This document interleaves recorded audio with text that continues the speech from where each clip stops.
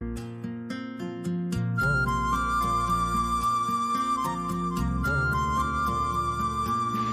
सतयुग को अगर देखा जाए, सतयुग के अंदर सूर्य वंश जिसको कहा, जहां पवित्र आत्माएं परम धाम से जब नीचे उतरती है तो कोई न कोई देवी या देवता का स्वरूप धारण कर लेती है।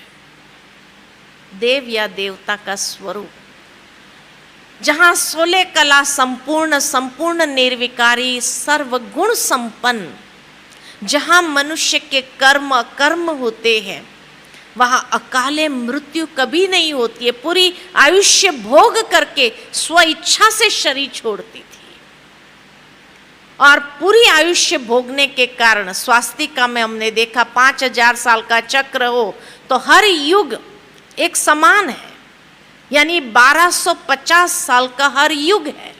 और 1250 साल के हर युग के अंदर जहां आत्मा 16 कला संपूर्ण, इतनी शक्तिशाली संपूर्ण निर्विकारी मर्यादा पुरुषोत्तम सर्वगुण संपन्न होती है और उसके कर्म इतने पावरफुल होते हैं, तो देवताओं को कहा गया अमर।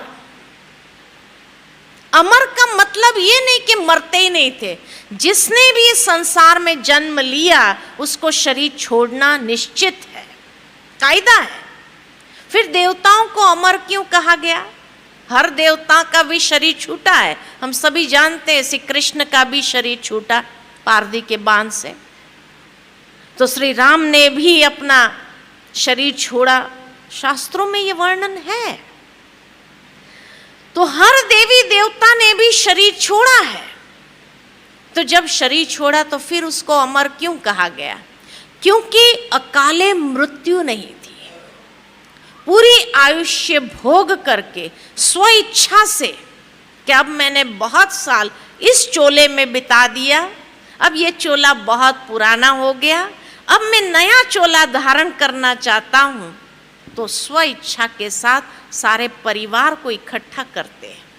जिस तरह आज जन्मदिन मनाए जाते हैं और जन्मदिन मनाने के लिए सारे परिवार वाले इकट्ठे होते हैं, ठीक इसी तरह सतयुग के अंदर मृत्यु नाम का शब्द नहीं है। चोला वस्त्र बदली करना है, और इसलिए सारे परिवार वालों को इकट्ठा करके सबसे विदाई लेते हैं कि अब मैंने बहुत साल इस चोले में बिता दिया, अब मैं नया चोला धारण करने की इच्छा रखता हूँ, इसलिए जाना चाहता हूँ। तो बड़े धूमधाम के साथ उसको विदाई देते, खुशी से। इसीलिए वहाँ मृत्यु नाम की चीज नहीं है, रोना धोना नहीं है, लेकिन खुशी से विदाई देते, इसलिए उसको कहा अमर हो गए। उसके कर्म इतने अच्छे यादगार बन करके पीछे छूट गए तो अमर हो गए। तो जहां मृत्यु भी एक महोत्सव होता है, यहाँ जन्मोत्सव होता है, वहां मृत्यु भी एक महोत्सव है। आज की दुनिया में लोगों को मृत्यु नाम से डर लगता है। क्यों डर लगता है? मृत्यु के नाम से डर लगता है, भयभीत होते हैं। क्यों? और जीना क्यों चाहते हैं?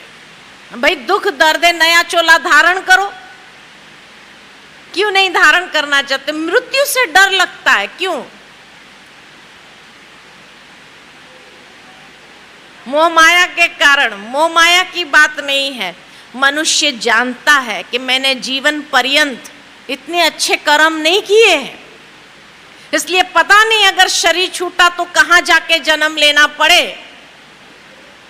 तो इसलिए वो मरना नहीं चाहता। कहते इससे तो अच्छा है कि भले यहां पीड़ा सहन कर लूंगा, लेकिन यहीं रहूं मैं। डॉक्टर साहब बचा लो मुझे, डॉक्टर साहब बचा लो मुझे, मैं मरना नहीं चाहता हूं। क्योंकि उसको मालूम है कि मैंने जीवन पर्यंत इतने बुरे कर्म किए हैं जो मुझे अच्छे घर में जन्म मिलने की अपेक्षा तो है ही नहीं। इसलिए पता नहीं किस गति को मैं प्राप्त करूंगा और वहां ये सुख सुविधा मुझे मिलेगी या नहीं मिलेगी, इसलिए कहते मैं मरना नहीं चाहता। तो मृत्यु का डर कर्मों के कारण है। मृत्यु का भय कर्मों के कारण है। सतयुग में किसी को मृत्यु का भय नहीं, मृत्यु नाम का शब्द नहीं है, क्योंकि हर एक के कर्म इतने श्रेष्ठ महान है, तो डरने की बात ही नहीं है। इसीलिए अमर हो गए, हर कर्म अमर हो गया, यादगार हो गया। जो आज भी देवी देवताओं के हम गाथा भागवत के रूप में सुनते हैं, यादगार कर्म लीलाओं के रूप में हम सुनते हैं, है ना। और इसीलिए सतयुग में राज्य करने वाले श्री लक्ष्मी और श्री नारायण, लेकिन श्री नारायण का जो बचपन का स्वरूप है, कभी उसका फोटो नहीं देखा आपने, उसका बचपन का स्वरूप कौन सा है? तो एक भजन याद आता है मुझे, आपने भी कई बार ये भजन गाया होगा कि श्री कृष्ण गोविंद हरे मुरारी, हे नाथ नारायण नम वासुदेव। श्री कृष्ण की पूरी जीवन कहानी उसमें बताई गई है एक ही लाइन में। बचपन में जिसको श्री कृष्ण कहा, थोड़ा बड़ा हुआ ग्वाल बाल बना तब उसको गोविंद कहा, जब रास लीला रचाई तो उसको हरे मुरारी कहा, और जब राजगद्दी पर बैठता है तो नाथ नारायण, वही वासुदेव है। ये वासुदेव की अलग अलग स्टेजेस है। तो अगर नाथ नारायण सतयुग में है, सत्य नारायण सूर्य नारायण सतयुग में, तो श्री कृष्ण कहाँ होना चाहिए? उसका बचपन तो वहीं होना चाहिए।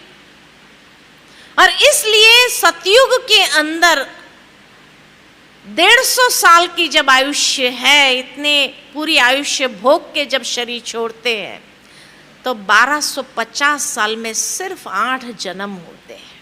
8 जन्म वो भरपूरता से जीवन जीते हैं, पूरा सुख भोग करके जीवन जीते हैं, कर्म श्रेष्ठ।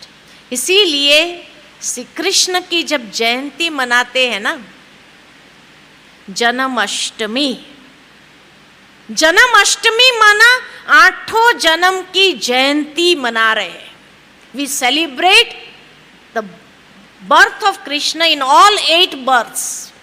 जन्माष्टमी 8 जन्म की जयंतियां मना रहे हैं, इसलिए बड़े धूमधाम से मनाते हैं, क्योंकि उसका 8 जन्म इतना श्रेष्ठ था। सतयुग के हर जन्म इतना महान था, तो 8 जन्म की जयंतियां मनाते हैं, जन्माष्टमी।